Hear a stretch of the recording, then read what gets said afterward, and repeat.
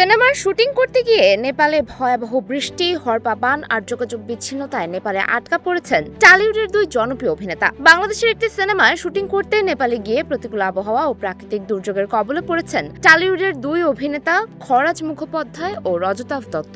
খরাজের সঙ্গে তার স্ত্রী ও শুটিং দলের অন্য সদস্যরাও রয়েছেন।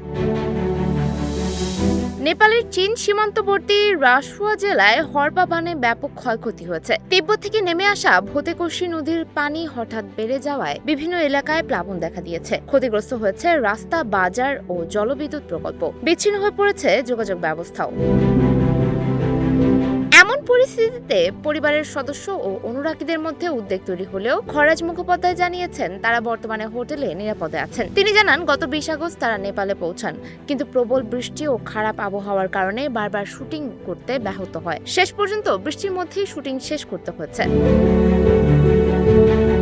দুর্যোগের কারণে কাঠমান্ডু যাওয়ার সড়ক বন্ধ থাকায় নির্ধারিত ফ্লাইটও ধরতে পারেননি তারা। এখন সড়ক পথে ভারতের গোরক্ষপুর পৌঁছে 28 আগস্ট কলকাতার ফ্লাইটে ফেরার পরিকল্পনা রয়েছে তাদের। এদিকে রাসুয়া জেলায় হরপাবানে অন্তত 8 জনের মৃত্যুর খবর পাওয়া গেছে। নিখোঁজ রয়েছেন বহু মানুষ, তাই আপাতত শুটিং নয়, নিরাপদে দেশে ফেরাটাই খরাজ, রজতাভ সহ পুরো দলের সবচেয়ে বড় লক্ষ্য। সুমাইয়া হক তন্নি, নিউজ ফ্ল্যাশ 71।